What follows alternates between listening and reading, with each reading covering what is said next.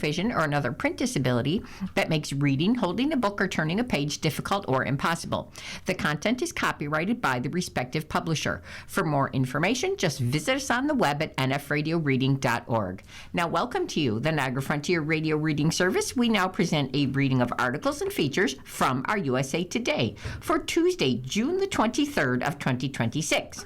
And your readers today are Jody and Alan Blackburn. And I'm going to start you right out on our front page. First up, I have nation's grandparent economy is booming. Millions quietly fill the gap in offspring's childcare. Cassia Gay, who's 69, always thought her retirement would include a trailer home and cross-country adventures with her husband of more than 30 years. But that dream died with her divorce, and now she spends her days picking up her grandkids from school and doing laundry for her son. She's constantly at softball practice, swim meets, award ceremonies, and she says her grandkids typically spend one night a weekend with her and get upset when she leaves. I've been told that I'm the ultimate grandma because, whenever they need me, all they have to do is call. She lives in Southern California, but I wouldn't give up my grandkids for the world. Now, she's one of millions of grandparents providing free childcare for their adult children. New data from an AARP survey found that among the 65 million grandparents in the U.S., 15% care for their grandkids daily or almost daily. On average, grandparents spend more than 500 hours a year. That's the equivalent of 12 and a half weeks of full-time work, providing care for their grandkids. Now, the AARP survey of 3,300 grandparents also found that they spent an average of $2,654 on their grandkids last year. Now, that included $700 on gifts, celebrations, and treats, and nearly $400 on basic needs. America runs on grandparents, says Deborah Whitman, Executive VP and Chief Public Policy Officer for AARP. They are really an economic backbone of our country, and I don't think many people appreciate that. I think because childcare is so expensive and getting a home now, the cost of living for young families is so demanding that more and more grandparents will be and need to be involved, she said. I feel fortunate that I am able to provide whatever kind of support I can.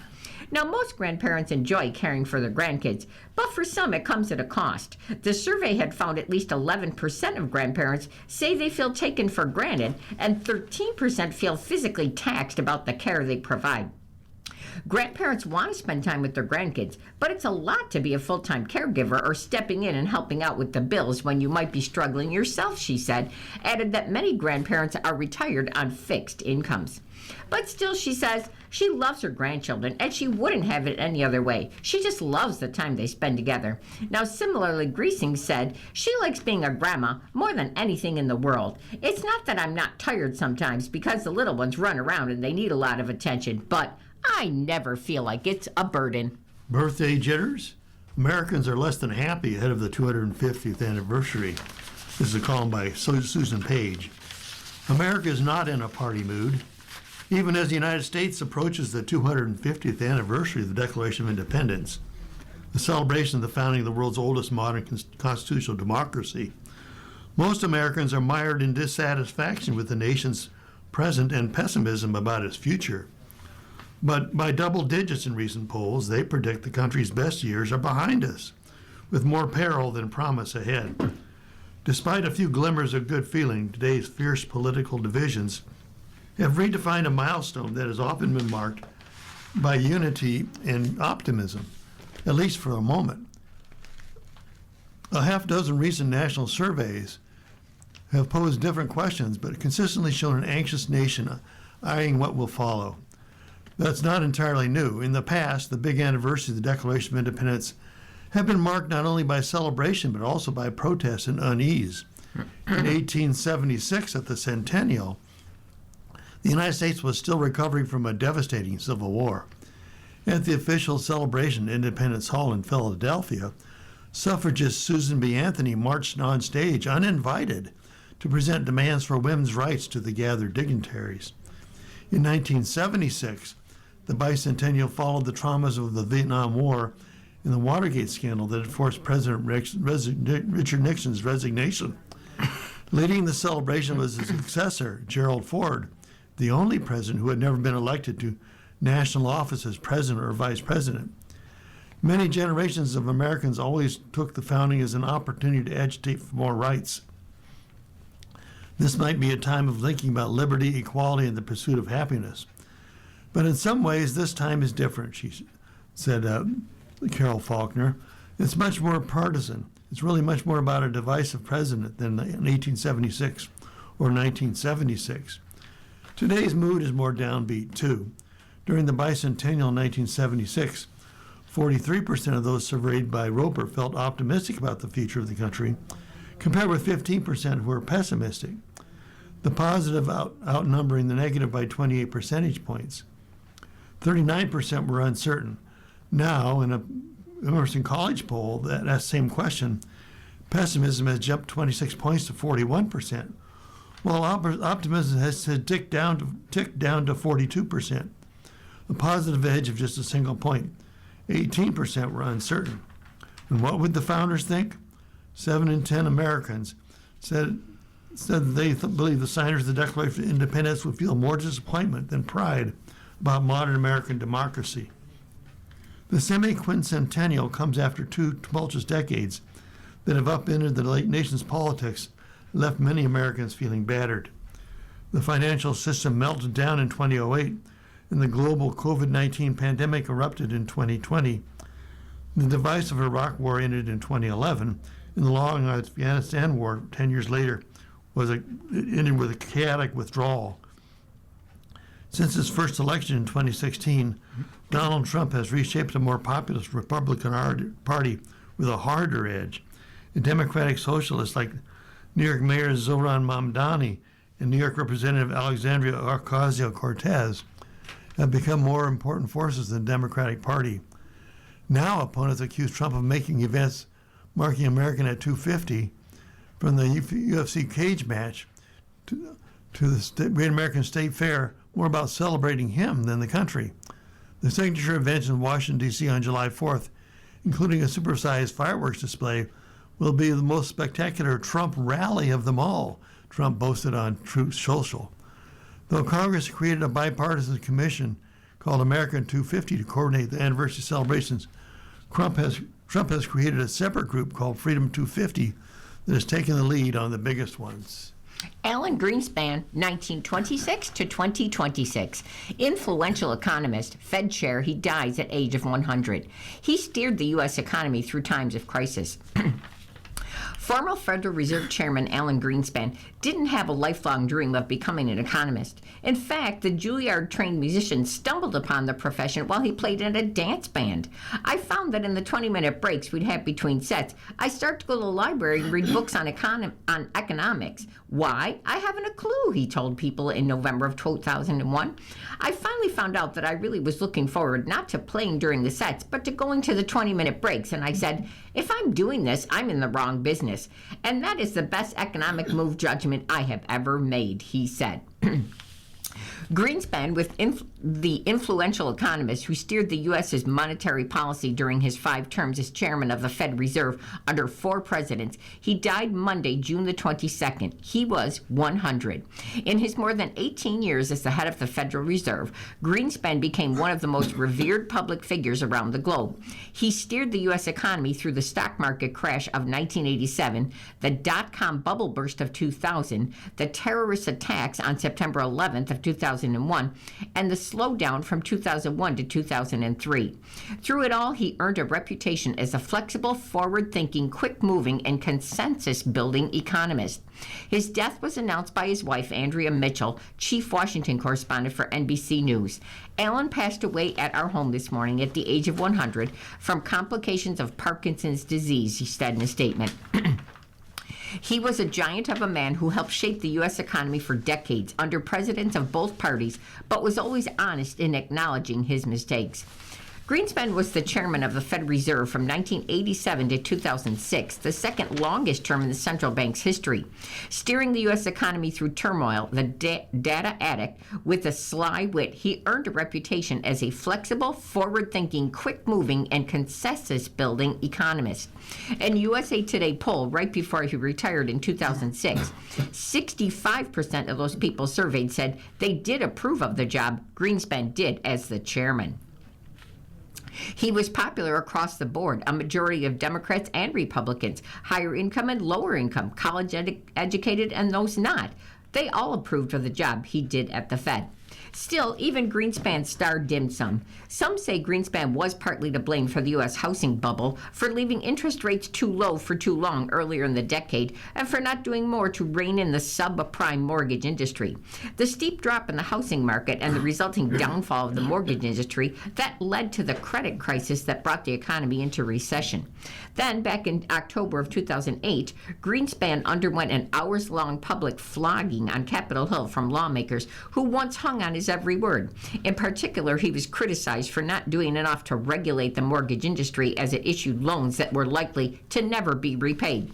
You have the authority to prevent irresponsible lending. Now our whole economy is paying the price, then Representative Henry Waxman said at the time.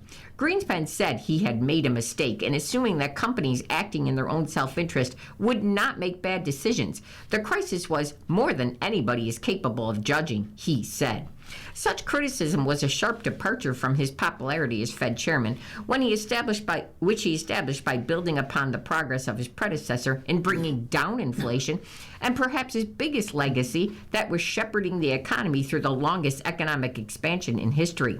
The 10-year period of prosperity, in large part, was a direct result of Greenspan's recognition that a sharper gain in productivity growth in the 90s meant the relationship between employment and inflation had eroded.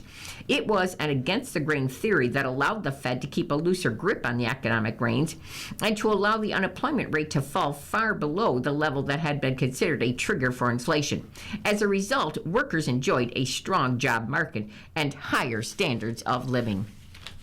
A skill with numbers. As an only child, he was born in New York City, March 6, 26, to Herbert Greenspan, a stockbroker, and Rose Goldsmith. His parents divorced when he was 4, and then he was raised by his mother, who worked in retailing.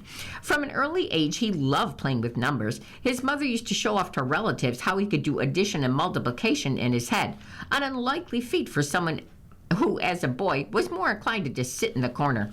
He was an avid baseball fan.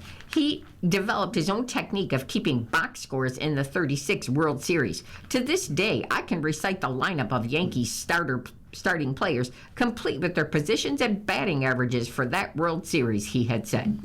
His skill with numbers, it came in handy. He did all his tax returns for his band members, and then he realized he would probably never make it as a big-time musician, so he enrolled at New York University. He earned his bachelor's degree in economics in 1948, and then his master's in 1950. His doctorate in economics came from NYU.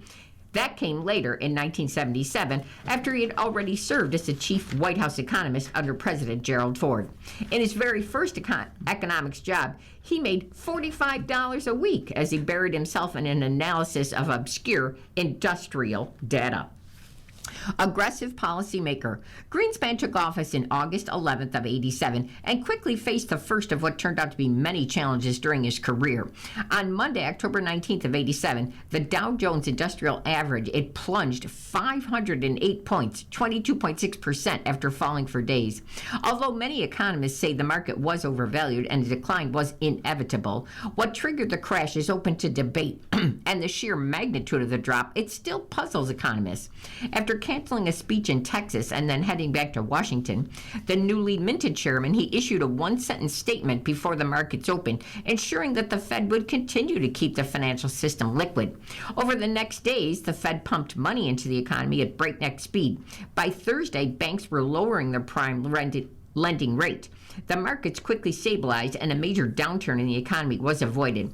The move, it established Greenspan's reputation as an aggressive policymaker, a reputation that was reinforced by many Fed actions throughout his time at the helm of the central bank. A number of successes. Greenspan's successes likely are still what stick out in the minds of most Americans. While there are some negatives in the record, when the score is totaled all up, he has a legitimate claim to being the greatest central banker that ever lived. Here are some successes. Productivity recognition. In the late 90s, Greenspan had a hunch that productivity or worker output per hour was picking up, but it wasn't showing up in the data. Productivity is a big boost for business profitability and allows CEOs to hire more people. In 2000, the unemployment rate had dipped to 3.8%, the first time it had fallen below 4% since 1970. And also increased transparency. It may seem ironic given Greenspan's penchant for obscure language, but the chairman left a Fed that was far more open than it was when he came. And then also lowered inflation. Greenspan's predecessor, Volcker, has a place in history as the person who broke the back of inflation in the U.S. Greenspan held on to Volcker's playbook and brought inflation so low that at one point there were fears of falling prices or deflation. Non-retirement. Greenspan retired from the Fed in January of 2006, leaving at the end of the term. But he didn't sit idle. He immediately founded a Washington, D.C.-based Greenspan Associates, an economic consulting firm, and then quickly hit the speaker's circuit. His book, which he mostly wrote in longhand, that landed at #1 on USA Today's best-selling book list September 27th of 2007, and it spent 15 weeks at the top 150. Now, this is all from a guy who didn't intend to even be an economist, let alone famous. When I left the Fed, I now have the capability of becoming anonymous, he said, but I'm an economist. I love what I do. It's what I've been doing since my 20s. I've changed employers, but I've never changed what I do every day. And I have no intention of not doing that, he said. You're listening to a reading of today's USA Today on the Niagara Frontier Radio Reading Service. The time is 12:16. United Kingdom Prime Minister Starmer resigns amid economic woes. Britain will get its seventh leader in a decade after Prime Minister Keir Starmer resigned less than 2 years after he won a landslide election victory that promised to end his country's chaotic politics and reverse deepening public frustration with the cost of living and other economic woes. The threat to Starmer's premiership had been building for months following his bruising defeats for his party in the May local elections. On June 22nd, Starmer sent out a timetable for his departure. This is likely to usher in an orderly transfer of power this summer. His Labour Party rival Andy Burnham is the leading candidate to replace him. In a brief address outside his office, Starmer, who has struggled to deliver on campaign pledges, sharply defined his agenda, saying that he heard the answer to the question of his premiership and accepts that answer with good grace. Starmer became emotional during the end of his address, saying he would now focus on being the best husband and dad to his fantastic wife and beautiful children. British voters elect a party, not a specific leader, meaning that Starmer's centre-left Labour will stay in government until the next general election, due in 2029. Senior members of his cabinet mounted revolt against Starmer because they feared Labour could be wiped out by that vote by Nigel Farage's anti-immigration reform UK party. It has led national opinion polls for more than a year. Starmer said nominations for a new leader would open on July 9th. There could be a new British Prime Minister soon if a party gets behind a single candidate. He will remain in his post until a new Prime Minister is named following an internal party contest. Among the prospective candidates to replace Starmer are former Deputy Prime Minister Angela Rayner and Burnham, who, until recently the mayor of Britain's third largest city, Manchester. Burnham, who is 56 years old, was mayor of Manchester for the best part of a decade and who won plaudits for his success in attracting investment to that city and improvements to its public transportation system, for which he has earned the nickname King of the North. Burnham, if he wins, is not likely to make significant changes to Britain's domestic or international policies. He is cut from the same broad political cloth as Starmer.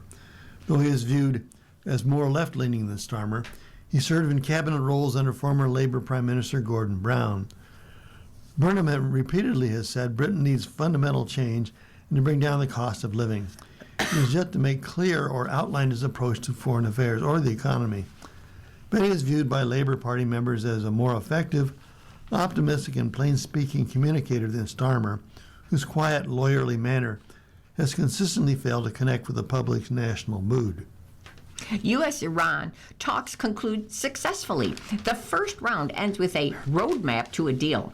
The first round of peace talks between the U.S. and Iran in Switzerland, it concluded successfully, mediators said on June 22nd, after negotiations appeared strained over the Strait of Hormuz and persisted fighting in Lebanon. The discussions were held in a positive and constructive atmosphere and yielded encouraging progress, including agreement on a roadmap toward a final deal within 60 days, the establishment of a high-level committee to provide political oversight, and the commencement of further technical talks, says Pakistani Prime Minister Shehbaz Sharif, who attended the talks along with VP J.D. Vance, U.S. Envoy Steve Witkoff, and President Donald Trump's son-in-law Jared Kushner. Sharif did not describe the roadmap in any further detail, though. The first round of the talks on June the 21st marked the first in-person negotiation since the two sides agreed to a memorandum of understanding last week, extending a tenuous ceasefire for at least 60 days. Now, the talks were immediately tested as Iran said it halted maritime traffic through the vital Strait of Hormuz, arguing that Israel's continued strikes targeting the Hezbollah in Lebanon that violated the ceasefire. So Trump, in response, issued several stark warnings, saying Iran must rein in Hezbollah forces in Lebanon and suggesting to Fox News that he could escalate sharply if Iran closed the strait. Vance says the strait remains open.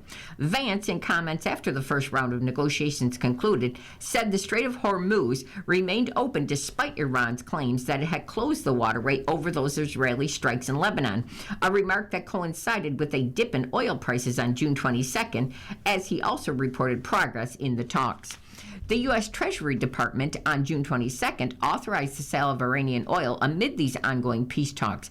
The general license allows the production, delivery, and sale of crude oil and petrochemical and petroleum products of Iranian origin through August the 21st, U.S. Treasury Secretary Scott Bessent posted on X. Now, the move, it comes on the heels of the U.S.'s dismantling of its blockade on Iran's ports and ships, which first went into effect back in April. Under that agreement, Iran will arrange for the safe passage of commercial vehicles with no charge for 60 days, only from the Persian Gulf to the Sea of Oman, and vice versa, a U.S. official said. Vance, in his remarks, emphasized that Trump had asked us to turn over a new leaf to transform our relationship with the people of Iran, they reported. De-confliction cell in Lebanon. Vance said progress has been made on reducing fighting in Lebanon, where Israeli forces have been fighting Hezbollah. A statement released by Qatar's Minister of Foreign Affairs said the parties agreed on the creation of a de-confliction cell to halt fighting in Lebanon and opened a communications line to help ensure safe passage for commercial ships through the Strait of Hormuz. The mediating parties will continue to do their utmost to ensure that the negotiations continue to be conducted in a constructive atmosphere with the aim of reaching a final deal. There are no major reports of violence by nightfall on June the 21st after 2 days of heavy Israeli strikes and exchanges of fire with Hezbollah, they reported. After the memorandum of understanding was signed, traffic appeared to increase in southern Lebanon as some residents then began to return to their homes. More than 1 million people have been displaced in Lebanon since Israel began its military campaign targeting Hezbollah fighters back in March. Beleaguered reflecting pool projects problems run deep. The landmark is beset by green water and peeling paint. It's been about 2 weeks since President Donald Trump announced that work to beautify the Lincoln Memorial reflecting pool was done. But since then, a saga of science, nature, and accusations of vandalism has slowly unfolded in the nation's capital. Perhaps unsurprisingly, the National Mall fixture has turned an algae green. This often happened after it's drained for maintenance, but paint has also been seen peeling off the bottom. That's unusual. Trump announced the project to transform the reflecting pool in April, saying it had been subject to complaints about leaks and lack of cleanliness. Algae at the pool has been a recurring issue for decades. The huge project sparked controversy over the cost and the choice to paint the bottom of the water feature American flag blue. The president, who has also made plans to erect a triumphal arch near the Arlington National Cemetery and demolish the White House East Wing to construct a huge ballroom, blamed vandalism for the current state of the reflecting pool and pointing to the recent etching of 8647 on the National Mall lawn.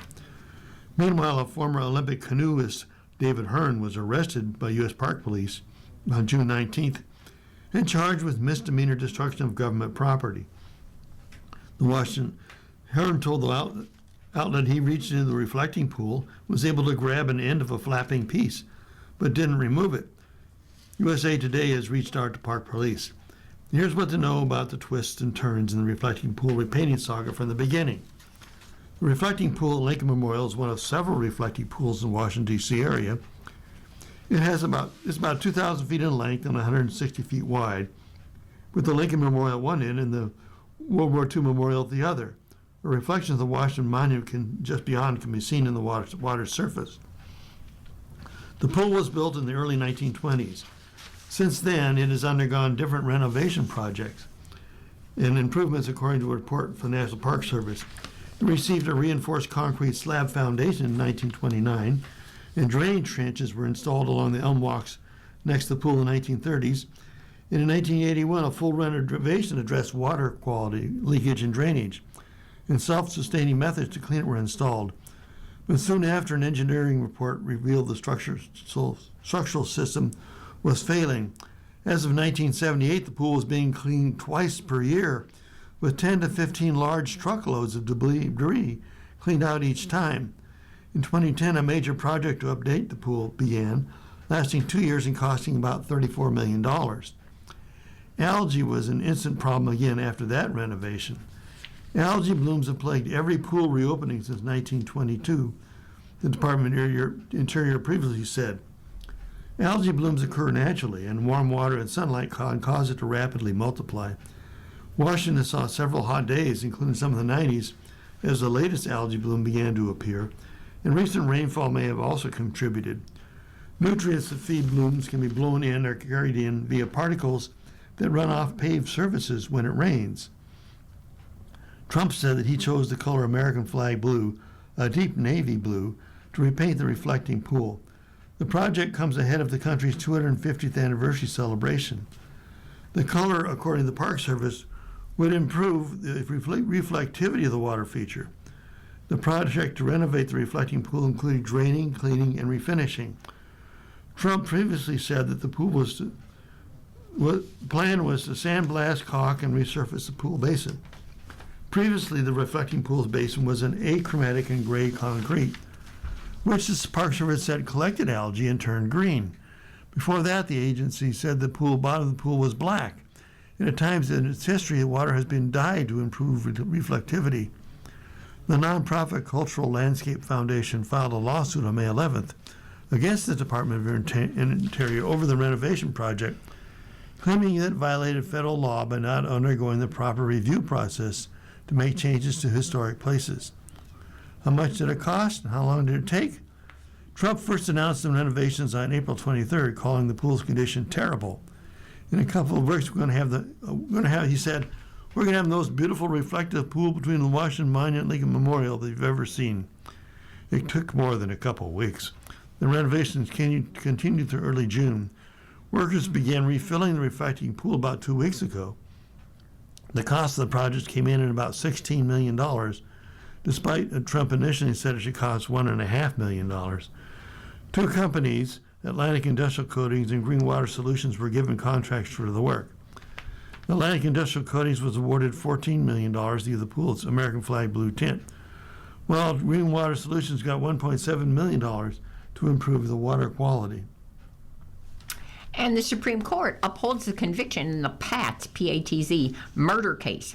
The NYC 6-year-old's death, prompted changes. The Supreme Court has ruled that a man convicted in the kidnapping and murdering of a 6-year-old in one of the most infamous cold cases in American history should not be granted a new trial. In an unsigned opinion on June 22nd, the court reversed a decision that determined the jurors who convicted Pedro Hernandez of killing Etan Patz received improper instructions. Etan vanished near his New York City home more than 4 decades ago. His body has never been found, but his disappearance that helped transform the way the country handles missing children.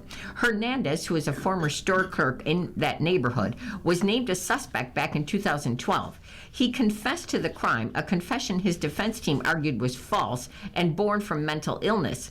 After his first murder trial ended in a hung jury, Hernandez was convicted at a second trial in 2017 and was then sentenced to 25 years to life in prison. The New York-based Second U.S. Circuit Court of Appeals overturned that conviction last year. The court said jurors received instructions from the trial judge that could have improperly swayed them toward convicting him. The appeals court said the judge didn't correctly tell jurors how to consider the fact that Hernandez's first confession came before he had been advised of his rights, including the right to an attorney or the right to remain silent. New York prosecutors said the appeals court was wrong to throw out the jury's verdict on such a slender reed. Retrying Hernandez, though, could be difficult because of how long ago the crime occurred and because some of the witnesses who testified at the trial have already died, prosecutors wrote. And Etan's family, they said, would have to endure yet another highly publicized recounting of the violence that was done to the 6-year-old after waiting decades for an answer to his disappearance. Amber Alerts and pictures on milk cartons. Etan's case, along with that of 6-year-old Adam Walsh, who vanished from a shopping mall in Hollywood, Florida back in '81, and whose partial remains were then found 2 weeks later, they are credited with drawing a wave of media attention to missing children and changing the way the FBI and others handle such cases. Unlike stolen cars or other objects with that had a national database, there was no crime database for children for the National Center for Missing and Exploiting Children said. There was also no Amber Alert system then. Etan was one of the first and remains one of the most notorious children featured as missing on the side of milk cartons. The containers in the 1980s, they often displayed posters with photos of missing children and a newly created hotline for sharing info about their whereabouts. The Milk Carton Kids movement, it didn't last long and it didn't lead to many success stories. But for many people, milk cartons are still linked to missing kids. You're listening to a reading of today's USA Today on the Niagara Frontier Radio Reading Service. The time is 12:31. We're on to the money section. Hospital health contracts are under fire. The administration targets anti-competitive deals. Americans who get health insurance through the workplace would pay less for health care if hospital anti-competitive deals with health insurers were banned. A White House report says the federal government has sued 2 major hospital systems alleging such anti-competitive deals. In separate antitrust lawsuits, the Department of Justice accused the hospital systems of New York Presbyterian and Ohio Health of using their market positions to force health insurers to forego lower-priced competitors. In a new report, White House officials detail potential savings if the federal government banned such anti-competitive contracts. Monthly premiums on workplace insurance plans would drop 6.5%, which would yield annual savings of $1,755 per family and $606 per individual. The report estimated hospital prices would fall 18% in cities affected by anti-competitive deals. Such a ban would save about $4,100 for every patient admitted to a hospital that eliminated such contracting terms. The White House's Council of Economic Advisors published the report as the Trump administration seeks to counter attacks from Democrats on health care affordability. Democrats have blamed congressional Republicans and President Donald Trump for allowing enhanced affordable care subsidies to expire this year, making ACA health insurance more expensive for some enrolled marketplace plans. More than 5 million people are expected to lose Medicaid coverage by 2034 due to work requirements and other changes to the federal state program for low-income families. But White House officials say the report reveals how the administration is handling affordability. Instead of using taxpayer dollars to fund subsidies to lower out-of-pocket costs for consumers, administration officials are targeting rising prices charged by hospitals, drug companies, and other healthcare companies. Trump has also sought to pressure pharmaceutical companies to lower prices on prescription drugs through his most favored nation deals. The Trump administration also launched Trump RX, a direct-to-consumer website that lists discounted prescription drugs. The Trump administration has not adopted a rule or backed legislation that would ban anti-competitive contracts, but officials expect the Department of Justice lawsuits against two high-profile hospital systems will command the attention of hospital industry leaders. Once people appreciate that the Department of Justice is very serious about this, we expect there will be ripple effects.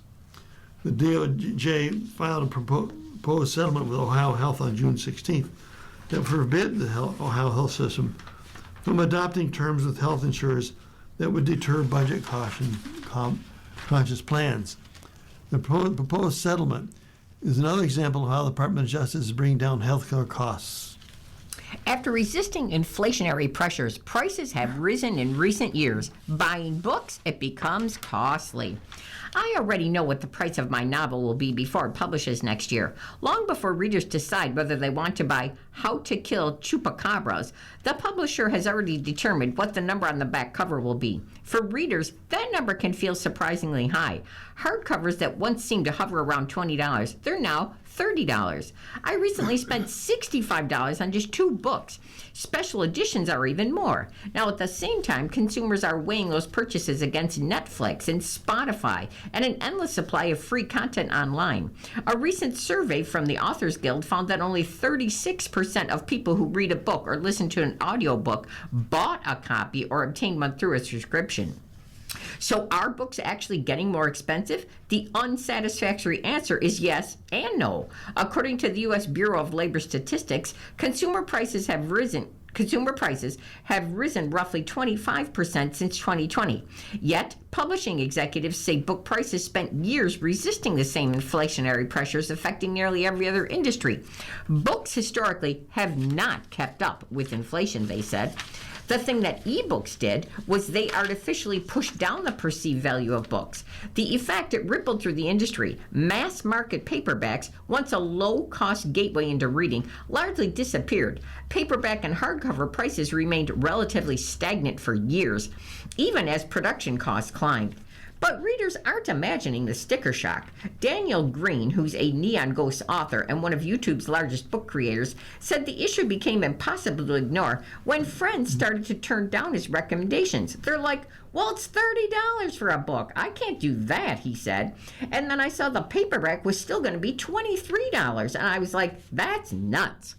Meeting reader behavior.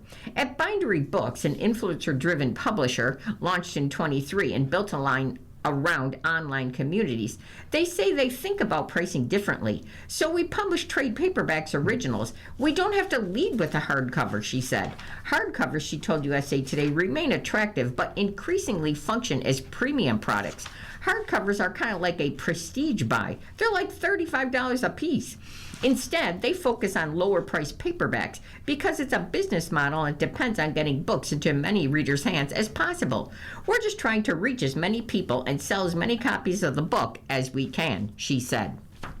Books as a physical expression of personality. They point to the continued growth of physical bookstores and the rise of book talk communities that have transformed novels into cultural artifacts. Books are kind of like the seed or the source code of culture, they say. For younger readers who have grown up entirely online, physical books are a rare and tangible object, disconnected from screens. Riegert sees a similar trend emerging now. The market is really sort of splitting into 2 different sides, Riegert said, where you have the luxury side and then you have the sort of the entry point side. Nevertheless, Riegert, Harvey, and Kay mentioned the current pricing structure is likely to stay in place for the foreseeable future. Green worries that rising prices and the disappearance of mass market paperbacks could create a future where fewer readers take chances on unfamiliar authors. The cheapest option for people who are struggling to buy is being replaced with an option that you don't even own, he said, talking about ebooks. You can't hand it down to your kids. As Riegert put it, even though it feels expensive to pay $24 for a new book, you're getting potentially weeks of entertainment from it. People are using slang to insult AI, and some are concerned about the closeness to racial slurs. The term that began as a meme to poke fun at artificial intelligence is now causing a stir. Clanker, a derogatory term used to describe AI, chatbots, and robots, first gained mainstream traction in the summer of 2025. Though the term got its footing in meme culture, some are concerned about its closeness in spelling and use to other racial slurs. Galen Clements, a linguistic professor, said the term clanker sounds like an onomatopoeia for clanking metal to some. However, the word may be a micro-trigger or microaggression to others. It anthropomorphizes them, it personifies them, it gives them this two-tiered society look like we often have done with religious minorities, racial minorities, and gender minorities. We see so much of that polarity in our country right now. A term like this coming along at this time seems in a sense to fit, but it's really a negative fit at the same time. These concerns are amplified when memes parody racial tensions, said Adam Alexic, a linguist and influencer known online as Etymology Nerd. In a 2025 TikTok video with more than 1 million views, a comedian acts as a father meeting his daughter's robot boyfriend for the first time. The father initially shows concern about who the robot will be, but when he learns that the boyfriend is good-hearted Wall-E, the robot from Disney movie of the same name, he rejoices. The video's caption reads, he's the only good clanker." Though the video was made for comedic purposes, Alexic said it directly comments on the experience of bringing home a romantic partner to meet the family, who does not accept the partner because of racial or other differences. And what does clanker mean? Clanker is a derogatory term used to describe artificial intelligence, including chatbots and robots. Clanker is not the first of its kind, and it surely won't be the last. Alexis said he also heard the term wireback to describe AI and robots, in addition to phrases like gearhead and nuts and bolts. And where does clanker come from? Clanker is derived from the Star Wars franchise. Clone troopers donned this slang for other mechanical B-1 and B-2 battle droids for the noisy clanking sound they made. Specifically, clanker first appeared in the 2005 video game Star Wars Republic Commando. The term was then used in the first episode of Star Wars, The Clone Wars. In 2008, according to the Star Wars fandom site Wikipedia. Unsurprisingly, a phrase used in the Star Wars universe has transcended into reality. Many scientific and tech terms come from science fiction. The word robot, for example, comes from the 1920 science fiction play Rossum's Universal Robots, written by Czech writer Karl Čapek. Alex explained, in the play, robots were artificially created biological beings used to do work that humans didn't want to do. And why is clanker growing in popularity? As concerns about the implications of AI grow, it is not surprisingly derogatory terms are popping up, experts said. In July of 2025, U.S. Senator Ruben Gallego used clanker in an X-post to promote a bill of his, the Keep Call Centers in America Act, which, if passed, would deter offshoring customer service jobs and require transparency for consumers interacting with AI systems. Sick of yelling representative into the phone 10 times just to talk to a human being? Gallego wrote in his post, "My new bill makes sure you don't have to talk to a clanker if you don't want to." The term's likeness to a racial slur also propelled it into the spotlight. Alexis said, "I think that to tie it to a slur is part of what made it controversial and made it able to go viral. If you think about what goes viral, there's always a sort of survivorship bias. Things that are more likely to get comments and engagement can go more viral, and stuff pertaining to controversial topics tends to see more engagement." In the Black Ladies subreddit last year, more than 135 users chimed in to discuss the term.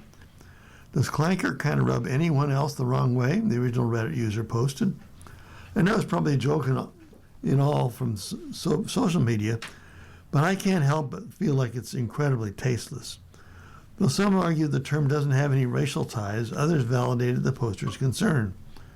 Science fiction as a genre has historically explored social issues through technological evolution or devolution. Using robots as racial allegories is quite common in the genre. Another Reddit user commented, "It's dark humor that not everyone will feel comfortable laughing at, especially when the jokes about robots, bias, and discrimination viscerally mirror real-life traumas and discrimination that folks have experienced." Is it appropriate to say clanker? Over the past year, the term clanker has proved polarizing. Some believe the phrase is no more than a humorous jab at how users feel about the increased presence of AI in mainstream spaces, while others argue there's more beneath the surface. But whether using the term is appropriate is subjective, Alexic said. I don't think words of frustration are really ever as productive as we'd like them to be, but it's cathartic to say clanker, he said, and cathartic in a humorous way, I guess, because it's always a joke in its core. Clements said that ultimately dialogue around clanker and other such words is important. The more we talk about things, the more we know about them and understand them, we can then understand why some people are upset and some aren't, how words are used, and that's always fruitful conversation. Predicting the longevity of a new word or phrase is harder than predicting the weather. But as anti-AI rhetoric continues to grow in the United States, he expects clanker or terms like it will continue to be popular. And you're listening to a reading of today's USA Today on our Niagara Frontier Radio Reading Service. Our time is 12:44. Next up, I have USA Today's column about human resources from our expert, Johnny C. Taylor. Context matters when dealing with policy codes. Here's our first question.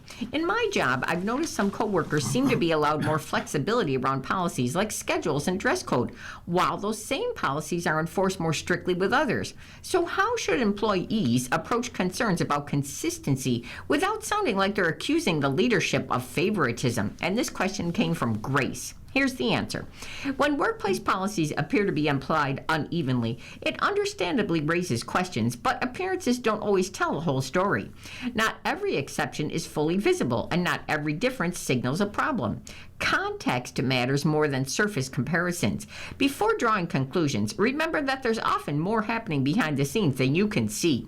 For example, a coworker with more schedule flexibility may have a formal accommodation, a negotiated arrangement, or circumstances that aren't appropriate to share. What looks like favoritism from the outside, it isn't always what it is from the inside. Just because it wasn't announced in the company newsletter doesn't mean it wasn't handled. It just means it wasn't your business. Now, that said, the consistency is a leadership responsibility. Policies should be applied fairly and explained clearly enough that employees understand how decisions are made.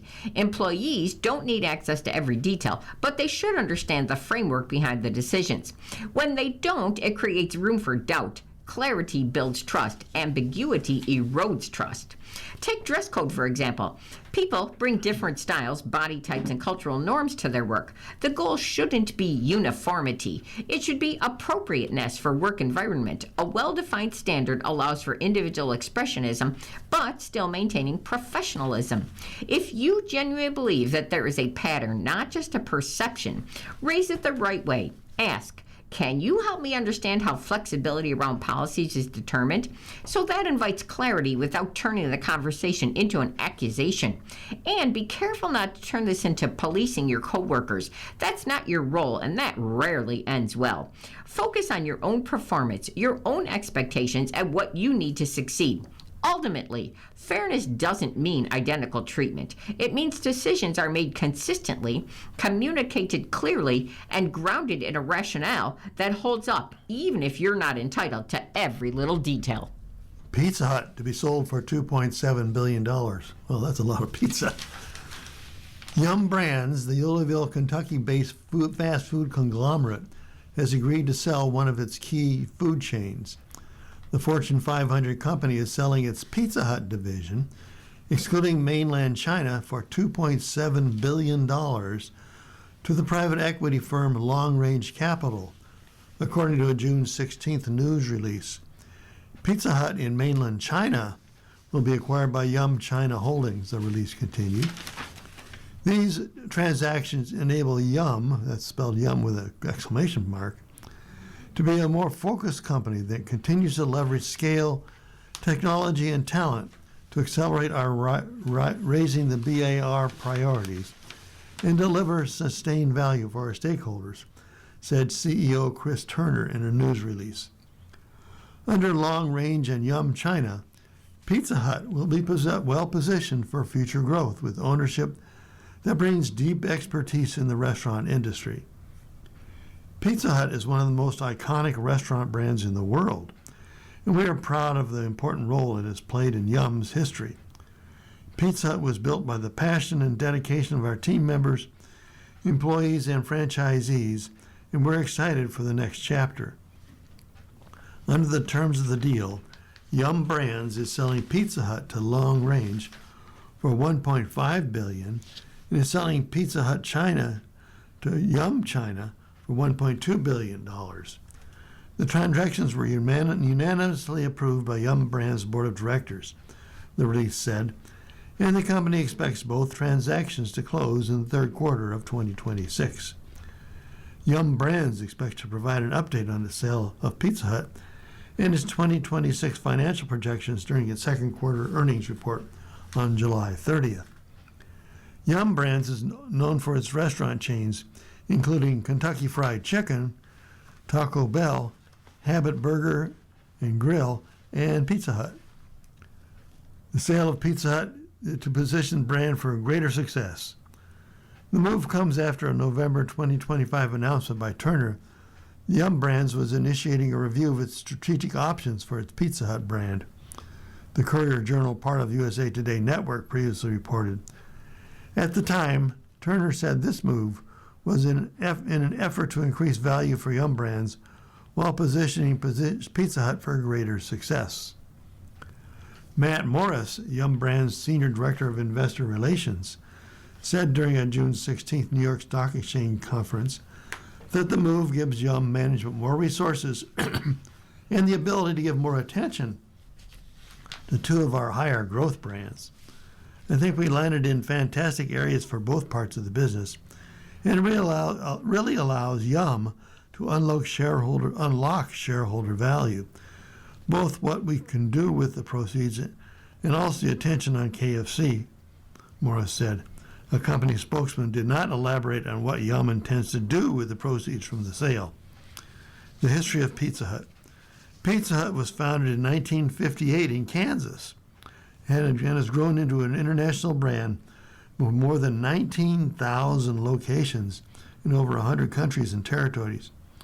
The pizza brand was spun off from the PepsiCo Corporation in 1997, along with KFC, Kentucky Fried Chicken, and Taco Bell, as part of a new Louisville-based company called Tricon Global Restaurants, and that was renamed Yum Brands in 2002. And now I'm going to take you back to our front section from our next article. State lawmakers step up to tackle menopause treatment. More legislation sheds light on women's needs. Some women suffered through menopause symptoms like joint aches and brain fog for years and met with various doctors before reaching out to Elizabeth Lapre's New Orleans medical office.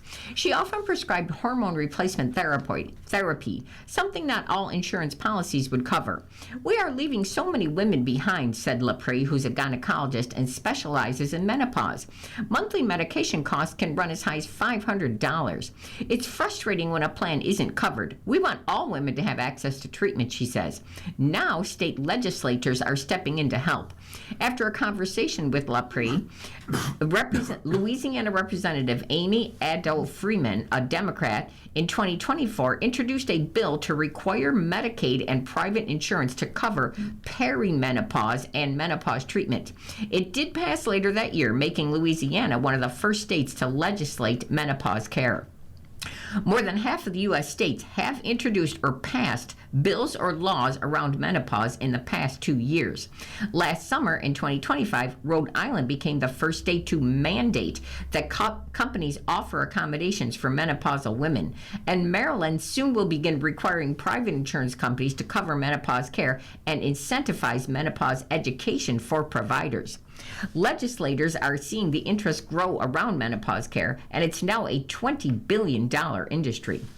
You shouldn't have to fight your insurance company. With 1 in 10 women leaving the workforce because of menopause and an additional 1 in 5 considering retiring early, it can lead to fewer women leaders at a time when they make up fewer than a third of top jobs. There is no federal policy that protects women in menopause or perimenopause, the time leading up to it. Perimenopause can last up to 10 years and can include a fluctuation in hormones, and it presents symptoms from frozen shoulders to hot flashes. Companies need to keep women in the workforce to remain competitive, says Sarah Chivaro, CEO of Delta Dental Insurance.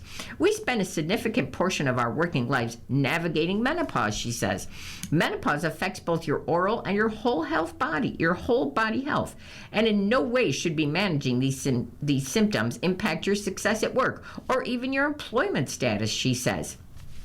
Ohio Representative Ashley Bryant Bailey introduced a bill in March to improve menopause coverage. It felt like common sense as legislators discussed how to attract a strong workforce. How do we retain the workers that we have? Women are the backbone of our country, and if they're retiring early or taking less stressful jobs to shoulder these symptoms because they aren't being covered by insurance at the scale of other conditions, we need to fix it, they said.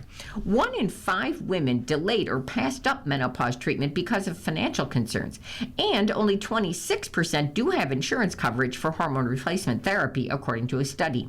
Menopause, it's inevitable, Bryant says, but you shouldn't have to fight your insurance company. The need for action. Philanthropist Melinda French Gates sees too many women leaving work at the prime of their career. Just when the woman's about to step into a CFO role, or perhaps as a CEO or president role, like she has all this training and knowledge and experience, she told USA Today. I think we want to put that in the workforce, not take it out. You have to be healthy to be able to do well at your job or be at home. She called on state lawmakers to address menopause. We need action from policymakers, particularly at the state level.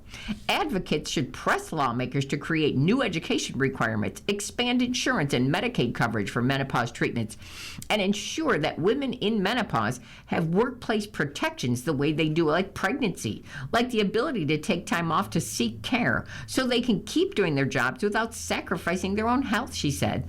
Legislation is passing even in states that rank near the bottom on most women's health measures. I live in a state where a raped 11-year-old has to have the baby, Louisiana's Freeman says. But we came together to pass this menopause bill. People are beginning to understand how important this coverage is.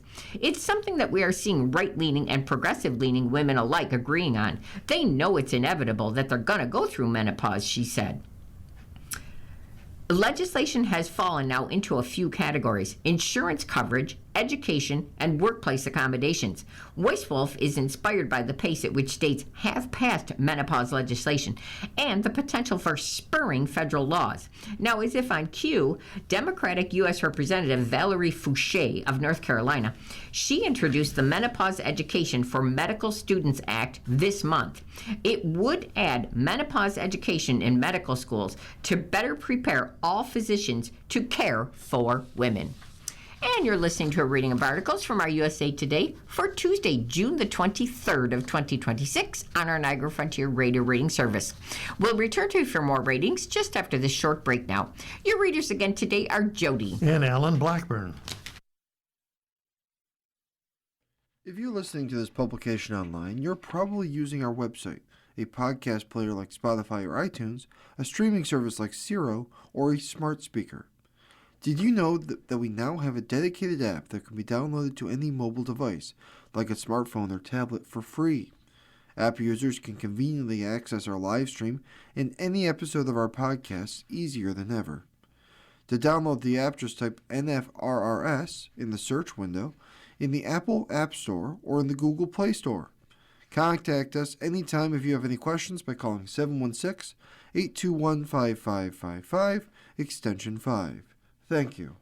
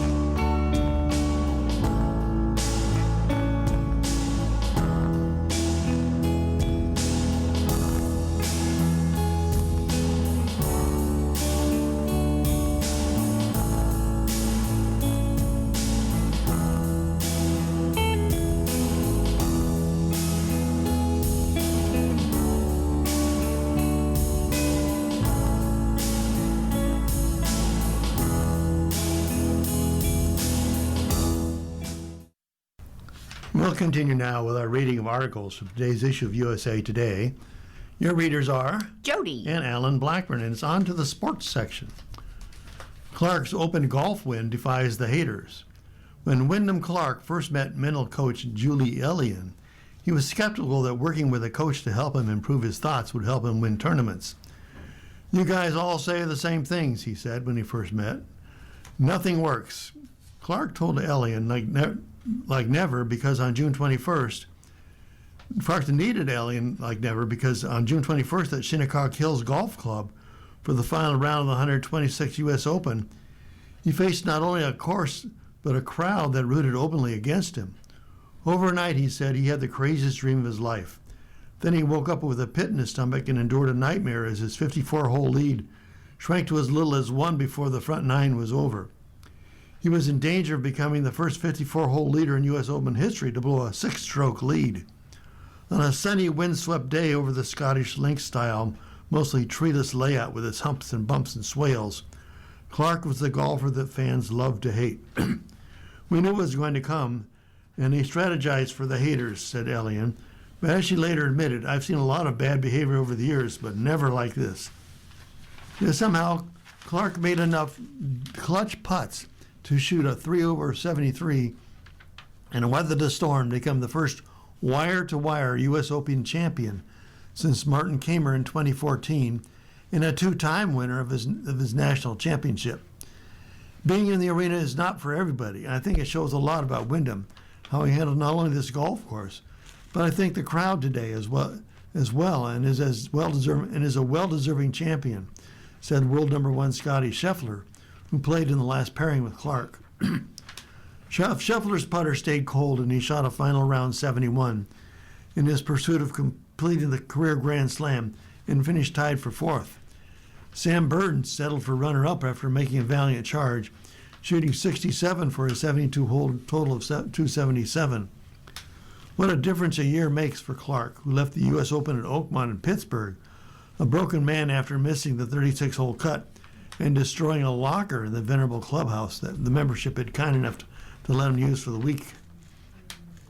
Clark's season of turmoil was framed around two incidents where his childish behavior went viral. The other being when he lost control of the PGA Championship, throwing a club in anger following a wild tee shot. He snapped the club head and nearly struck a volunteer with the club. It all reached a head when shortly after apologizing for behavior at the PGA and promising he would do better, he was caught on camera doing something even more inexcusable at Oakmont. It was one of those life lessons he probably needed, but no one ever wants to look in the mirror and take responsibility for such actions. When the photo of the kicked-in locker went viral, Clark went underground. It was a really tough 2 or 3 days for me. I was in a dark place. Didn't really go outside much. At that moment, I just felt a lot of my career, world ranking, reputation, everything dwindling. That's a terrible feeling. Yeah, I would say in that moment, I definitely didn't think I'd be here this year doing this. The consequences of his actions last year are still being felt. In a letter sent to Oakmont Club membership shortly after the incident, club president said reinstatement would be contingent upon Mr. Clark fulfilling a number of specific conditions, including full repayment for damages, a meaningful contribution to a charity of the board's choosing, and the successful completion of counseling and/or anger management sessions. Clark has been criticized in some corners for not making full apologies or apologizing quickly enough. He acknowledged the social media backlash and his harm to his reputation were self-inflicted, and he attempted to make reparations. Clark described himself as fun and outgoing. I'm fierce, competitive, love the game, respect the game, and just had a bad moment. I'm just happy I'm here on the other side of things. With a new girlfriend, a new caddy, and a new swing coach, and a new putter, Clark has a new attitude. The one constant has been Elliott, who trained Clark to block out negative voices and the haters. On Saturday, she sent Clark an Instagram message posted by Sahil Bloom, an inspirational writer and creator of curiosity-inducing content, to play with the surfer mentality. When a surfer gets up on a wave, they enjoy the present moment, even though they know that the wave will eventually end. They fully enjoy this wave, the wisdom and awareness that there are always more waves coming. If you think of us climbing Everest, sometimes you go up, sometimes you have to go back down, to go back up, he said. His game started to ascend again not only after Cherry Hills Country Club in Denver awarded Clark an honorary membership last year. Clark conducted a junior clinic for the members and hit the shots while Pat Coiner, the club's director of instruction and PGA membership, served as an MC. May leaves Michigan to be coach of the NBA's Mavs. Dusty May is headed to the NBA. May, who led the Michigan Wolverines to the NCAA's 2025-26 basketball season national championship this past spring, will now be the next Dallas Mavericks coach, USA Today Sports has confirmed. The last coach to jump from college to NBA was John Beilein in 2019, another Michigan man. Larry Brown was the last men's basketball coach to leave for the NBA after winning a national title the season before. Per multiple reports, Michigan is working on elevating Michigan assistant Mike Boynton Jr. to the interim head coach. May and Michigan had been in talks about a new contract, but as of May 18th, the deal had not yet been signed. May confirmed with USA Today's Jordan Mendoza. May said there were minor details being adjusted between both parties, but he was committed to staying with the Wolverines. We'd like to build one of the most consistent, greatest basketball programs in the country, he said. A request for clarification on whether May had signed his contract was not immediately returned to USA Today Sports at the time that the story was published. Can Michigan basketball players enter the portal with May leaving? Yes, the NCAA rules allow for the creation of a special transfer portal window following a head coaching change. Now, at that time, players can enter the portal and potentially sign with another team. According to the NCAA on January 14th, the Division I cabinet enacted immediate rule changes for the transfer portal, including those for a team going through a coaching change. Per the NCAA, when a head coaching change occurs, a 15-day period will open 5 days after the new head coach is hired or publicly announced. If a new head coach is not announced within 30 days of a previous head coach's departure, and the 31st day after the head coach's departure is after the championship game, a 15-day window will open. The additional head coach departure window is available only after the basketball transfer window opens through January 2nd. 5 days after Michigan hires or publicly announces its hire, the 15-day transfer portal will open, allowing players to enter and potentially sign with a team. The 15-day window will open if the Wolverines are unable to make a hire within 30 days of May's departure for the NBA. Now, that is separate from the 15-day transfer window that opens the day following the championship game, which in 2026 was on April the 4th. Select company. The 2026 top NBA pick will have a high bar to rank with these number ones. There's still debate about the number one pick in the NBA draft, which begins June 23rd. Will the Washington Wizards select A.J. Dybantsa or Darren Peterson, or maybe Cameron Boozer? The weeks since the draft lottery have not settled much, with rumors and speculations seizing control as NBA executives and agents try to shape the narrative.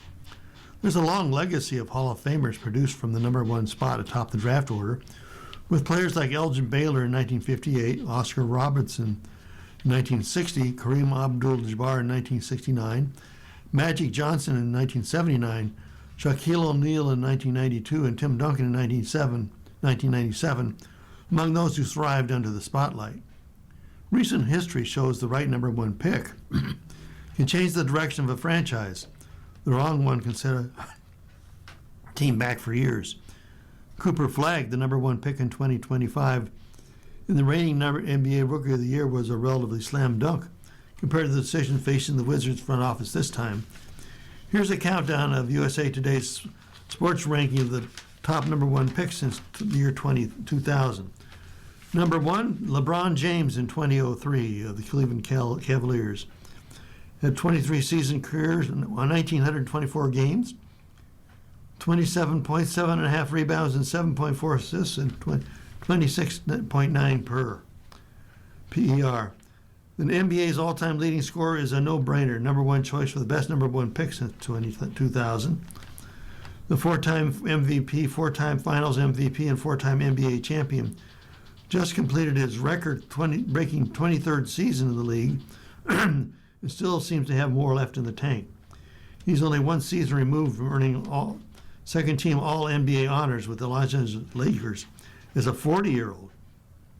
Though his initial run in Cleveland as his number one pick ended in his controversial decision to leave for Miami, James led the Cavaliers to the NBA Finals and then returned to Cleveland to win an NBA championship in 2016. He also won consecutive championships with the Heat in 2012 and 2013 and guided the Lakers to a 2020 championship. Number 2 is Dwight Howard of 2004 of the Orlando Magic. Career was 18 seasons and 1,367 games. His stats: 15.7 points, 11.8 rebounds, 1.8 blocks, 1.3 assists, and 21.3 PER. His career numbers don't do justice to his run as one of the league's most dominating players during his prime years after being picked number 1 by the Magic. The recent Hall of Fame inductee was an 8-time All-NBA selection, named Defensive Player of the Year 3 times, and led the league in rebounding 5 times, and led the NBA in blocks twice. Howard won an NBA championship as a role player with LeBron James and the Lakers in 2020 after leading Orlando past James and into the NBA Finals as a star 11 years earlier.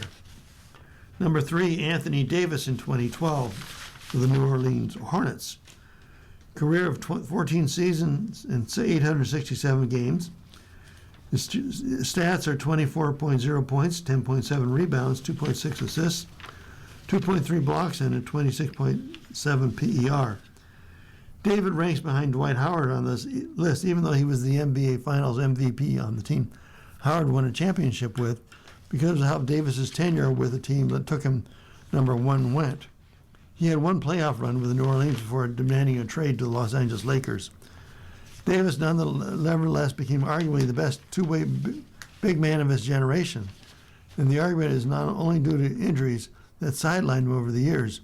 Davis is a 5-time All-NBA selection, a 5-time All-Defensive pick. He led the NBA in blocks 3 times. Number 4 is Kyrie Irving of 2011 and the Cleveland Cavaliers. He had a career of 15 seasons and 875 games. His stats are 23.7 points, 5.6 assists, 4.1 rebounds, 1.3 steals, and 22.2 PER. Irving was the 2012 Rookie of the Year after the Cavaliers chose him with the number 1 overall pick, and then won an NBA championship alongside LeBron James in 2016.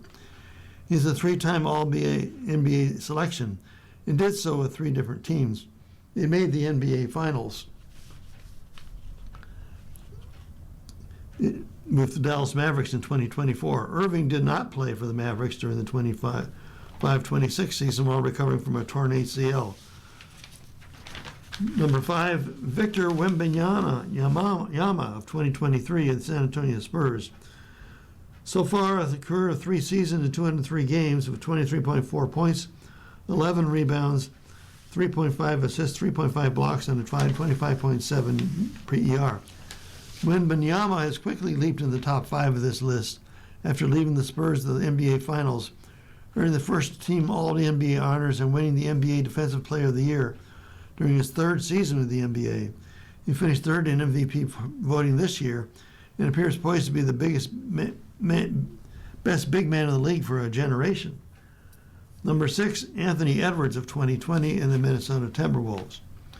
Career is his 6th season, 494 games, 24.6 points, 5.2 rebounds, 4.1 assists, and 18.2 PER. Edwards could be poised to climb even higher based on the potential shown during his first 6 years in the NBA. He's already a 2-time All-NBA selection. He fell just shy of the 65-game threshold to achieve a feat for the 3rd time this past season. The two-way threat averaged a career-best 28.8 points this season, while also setting career highs for field goal percentage and 3-point percentage. Number 7, Karl Anthony Towns of 2015 and the Minnesota Timberwolves. Career is 11 seasons and 789 games. Stats: 22.8 rebounds, 22.8 points, 11.1 rebounds, 3.1 assists, and a 23.6 PER. The 2016 NBA Rookie of the Year was a versatile two-way force for the Knicks as they won their first NBA championship since the 1973 this season. Towns also earned third-team All-NBA honors for the third time in his career last year. One of the best three-point shooting big men in the league history, Towns previously led the Timberwolves into a playoff series win for the first time in 20 years. Number 8, Blake Griffin of the 2009 and the Los Angeles Clippers. Career 13 season, 833 games, 19 points stats, 19 points, 8 rebounds, 4 assists, and 21.0 PER. Griffin didn't play his first year in the NBA due to injury, but he won Rookie of the Year in 2011 as part of a strong run of seasons during the first portion of his career with the Lob City Clippers. Griffin was a 5-time All-NBA selection, including one nod after with the Detroit Pistons. And you're listening to a reading of today's USA Today on our Niagara Frontier Radio Reading Service. Our time is 1:15 and we're still in sports. Now I have Iran is handling adversity with class, and it might get the ultimate reward. When faced with impossible and unfair situations, may we all have the composure of Iran's World Cup team. No matter what happens the rest of this tournament, the Iranian players have given a master class in handling adversity. They have been reasoned in their complaints, all of which are deserved, and have not stooped to personal insults or histrionics, nor have they quit or self-imploded. That they are still in running for a first-ever spot in the knockout rounds, maybe even the top of the group, it's stunning. And if the soccer gods have any sense of fairness at all, they could make this happen. This situation, it hasn't been the best, but we don't want to just keep repeating that because I think everyone's aware of that. Iran team is a political pawn in the U.S. There is little argument that the Iranian regime is heinous. It has murdered its own people, supported a terrorist organization in the Middle East, and targeted Americans. It is understandable why any American administration, the current one included, has less than positive feelings about Iran's leaders. But the regime is not the one playing at the World Cup. The players have as much power against it as the person sitting in Section 108 at Sunday's game. Probably less, given other athletes have been punished, included by death, for speaking out. Yet the U.S. government, aided and abetted by FIFA, has made the Iranian team a proxy in its war with Iran. The team was forced to move its base camp from Tucson, Arizona to Tijuana, Mexico at the 11th hour. Members of the delegation, including the head of the Iranian Federation, have been denied visas. The players' families are not there. And worst of all, they're under a stricter curfew than most teenagers when they come to the U.S. for their games. They didn't arrive until late Saturday afternoon, and their coach said their flight was supposed to leave a mere 2 hours after the game against Belgium. The Iran team doesn't quit. There are many teams that would have cratered in this situation, with no one would have been surprised. How many of us would have just thrown tantrums if punished for someone else's misdoings? Yet Iran simply just played on. Belgium doesn't exactly look like the number 10 team in the world, or one that routed the U.S. men's national team 5-2 in March for that matter, but Iran held it scoreless, with its goalkeeper living up to his Wall of Persia nickname. The unity, the fighting spirit we have for each other, for our country, for the people, we try to win every game and try not to concede, and a situation like this, it can happen, they say. Iran will finish the group stage against Egypt on June the 26th in Seattle. Win that, and Team Melli would finish no worse than second in Group G. Now, in the 6 previous World Cup appearances, Iran has never made it past this group stage. Once we went into the dressing room today, we said, whatever feelings we have to take it with us tonight, he said. It's really in our control to do what we have to do, firstly for our people back home, and then for ourselves, because for some of us, we play more than 10, 12 years together. So hopefully we can make a best performance in the last game. Iran's entire performance at this World Cup, it has been admirable. We all could take a lesson from that. And here's racing news. Last to first, Lundgaard made right moves. Arrow McLaren team principal Tony Kanaan gave Christian Lundgaard a pep talk on the starting grid for the Grand Prix at Road America. The message, don't make life harder on yourself. But the Danish driver failed to follow those instructions, and on the first lap of the race, he drove his number 7 Arrow McLaren Chevrolet into Scott Dixon's number 9 Chip Ganassi Racing Honda, causing damage to Lundgaard's car. Lundgaard dipped into the pit lane on that first lap as the number 7 needed a new front wing and tires. It was crucial for Lundgaard's pit crew to operate quickly so the car wouldn't get lapped, which it didn't. Still, it didn't seem likely or even possible that Lundgaard could make his way from last to first. But as the 55 lap race on the 4-mile road course progressed, Lundgaard's car kept gaining speed and positions. With Lundgaard having an outside chance of a win, strategist Kyle Moyer decided to gamble. While most of the race leaders made their final pit stop 3 to 4 laps before Lundgaard, a decision influenced by the IndyCar's new and cautious full course yellow procedure, Moyer kept Lundgaard on the track until lap 45, the fifth latest pit stop in the race. After a brief pit stop due to Lundgaard not needing a full tank of gas to get to the end, he exited the pit lane second behind Marcus Armstrong and ahead of David Malukas. That was when Lundgaard knew he was in the fight for the win. I think ultimately we made the right moves at the right time, Lundgaard said. Staying out on that last pit sequence is what really gained us the win. But it's also the riskiest thing we could do because we're exposing ourselves to yellow flags. That was win it or finish in the last at the time. Malukas passed Lundgaard on Lundgaard's outlap since Malukas' tires were warmer. But Lundgaard got by Malukas on lap 49, leaving only Armstrong ahead of him. Lundgaard didn't think he'd catch Armstrong, who Lundgaard felt should have won his race. But Armstrong's number 66 Honda engine began to fail on lap 52, allowing Lundgaard to pass him, whose car was completely shut down on the next lap. Lundgaard held off Malukas following the restart to get his second win of the season. Moyer, who is in his first full season as Arrow McLaren's team manager after being fired by Team Penske last May, made the call that paid dividends in the end.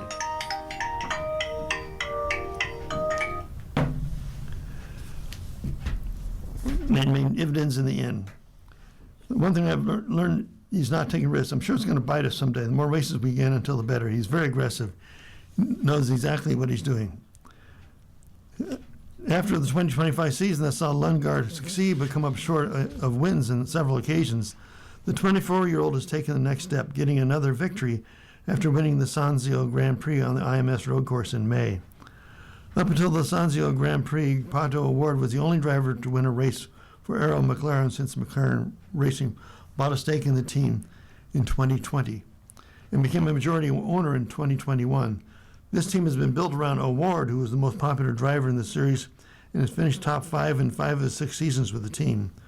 But this year, Lundgaard has outperformed his highly regarded teammate, as Lundgaard is 4th in the championship, while O'Ward is 5th, and Lundgaard is the only Arrow McLaren driver to finish on the podium this season. In his second year at Arrow McLaren, Lundgaard, who is often forgotten among talented crop of under 30 IndyCar drivers, has become a force. I think everything is going according to how I thought it would, right? Lundgaard said, first year in the team, obviously Pato is very established in there and trying to learn as much as possible together and make the package better. ESPN host sweats the details ahead of the draft. AJ Dybantsa does not want to hear from the Boston area. He grew up in Brockton, Massachusetts. So in his head, when he imagines the moment when his name is called and he walks on the stage, he wants to hear from Brockton. So when Malika Andrews reached out to the projected number 1 pick in the NBA draft the other day, he wanted to make sure she understood the difference. He wanted to make sure she writes it down. He's from Brockton, not Boston. And she wrote it down, because she always does. Andrews is 31, is the face of ESPN's NBA coverage. She hosts NBA Today and NBA Countdown, and just wrapped up the NBA Finals on site, and in 2022 became the first woman to host the draft. So she sweats the details, like the preferred hometown of a teenager, because for 30 seconds she will decide how the biggest moment of his life will sound. Andrews just doesn't wing these seconds, she reports them. The instinct is deeply ingrained. Andrews came up from print, ran her college newspaper at the University of Portland, earned an NY Times reporting fellowship, and then covered the NBA for the Chicago Tribune. ESPN then hired her in 2018 to write. She's also the host of WNBA Countdown, and this year has added tennis to her roster.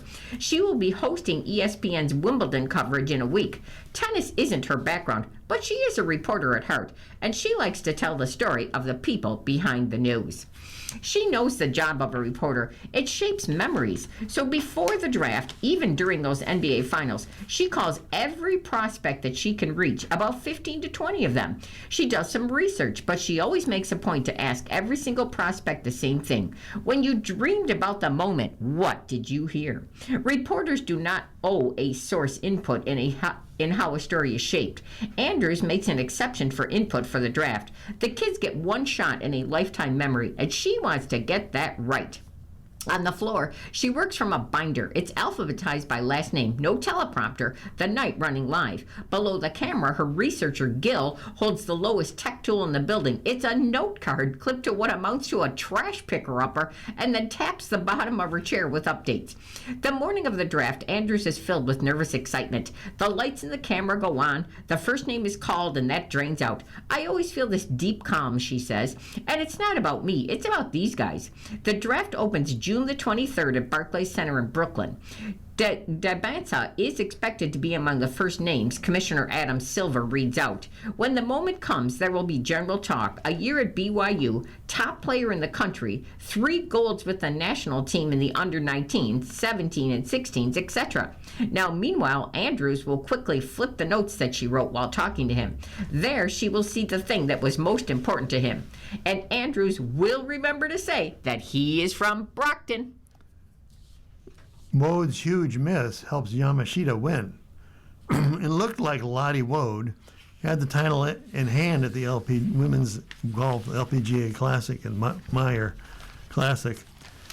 After a brilliantly holed bunker shot for a birdie on the 71st hole at the Classic, Wode carried a one-shot lead over Miyu Yamashita into the closing par 5 at the Blythefield Country Club near Grand Rapids, Michigan. Looking back, Wode wishes she had laid up, but she went for it on the 18th, and her third shot from the rough went a little too far past the hole. The former Florida State star needed a 2-putt to win, and instead lipped out from 3 feet, leaving everyone in shock. The closing bogey sent Wode back to the 18th tee with Yamashita, a major champion looking for her 3rd career title. It was an overtime battle between the number 7 Wode and the 8th-ranked player in the world, a 13-time winner on the JLPGA. I honestly didn't expect it to end up in a playoff, said Yamashita, who birdied the 18th in hole in regulation to get to 17 under. At 4'11", Yamashita is the shortest player on the tour, came up big, getting up and down for birdie on the first extra hole to clinch the title. Yamashita was the hottest player all day, carding a closing 8 under 64 to come from 5 back. Last year, after winning the AIG Women's British Open, Yamashita zoomed up the board from 8 strokes back in Malaysia to win in a playoff. She grew emotional on Father's Day, talking about her dad, who doubles as her instructor. This week I had a really good feeling, said the 24-year-old Yamashita. I'm really happy to win. Wei Ling Su made 3 birdies and an eagle over her last 7 holes at the Blythefield Country Club to shoot a 67 and take a share of 3rd with China's Yan Liu.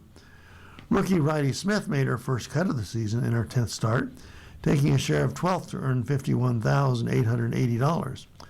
Wode, who's 22 years old, hasn't yet been a pro for a full year and already has 2 LPGA titles to her credit, a top 10 ranking and likely starring role in the 2026 Solheim Cup team in the Netherlands.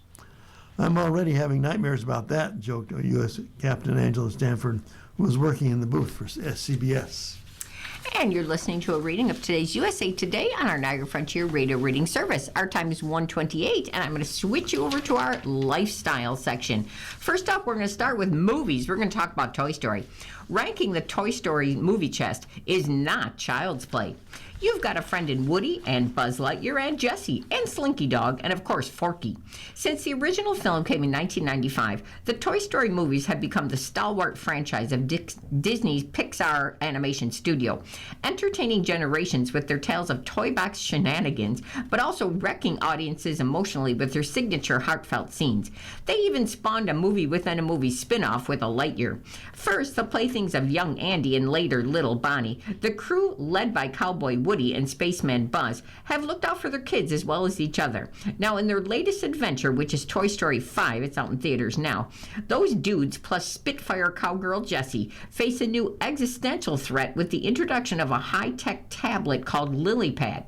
So how does this compare with the other Toy Story movies? Well, we're going to Infinity and Beyond, definitively ranking all 6 of the franchise films. Now, they start with film number 6, which they picked as Lightyear, that came out in 2022. Chris Evans is a pretty good Buzz Lightyear. Socks is maybe the coolest cat robot. And kudos for that meaningful LGBTQ plus moment. The rest of this straightforward sci-fi action tale, essentially the movie Andy loves that spawned the Buzz action figure, is decently spiffy, but it's not completely worthy of the Toy Story brand. Now, the next movie they have is movie number 5. It's called Toy Story 4, and that came out in 2019. A Toy Story that deals in adventure fun debuts and happy reunions before piling on a deluge of feels. After Andy hands over his toys to young Bonnie, Woody's not as beloved as he once was. When he and Forky, a spork with a death wish, are left behind in the family RV getaway, Woody reconnects with his old love interest Bo Peep and runs afoul of a freaky doll called Gabby Gabby. Meanwhile, Buzz needs to be rescued when he gets himself stuck in a carnival prize. Then at movie number 4, they have Toy Story 3, which came out in 2010. How you feel about this one? Well, it depends on how much you prefer to be psychologically rattled to your core. Teenage Andy is getting ready for college, and his toys wind up being sent to Sunnyside Daycare, where seemingly chummy Lotso-hugging Bear runs the show. And one of Pixar's most epic heel turns, Lotso actually is a diabolical villain who runs a toy prison, essentially, and the toys' escape attempt eventually leads to Woody and his company facing their potential doom in an incinerator.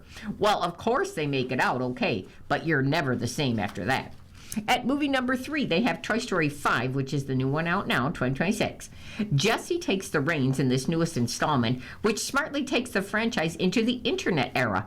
Bonnie gets a tablet computer and it's named LilyPad, who helps connect the girl with her friends, but is a smarmy menace to our beloved Toy Story gang.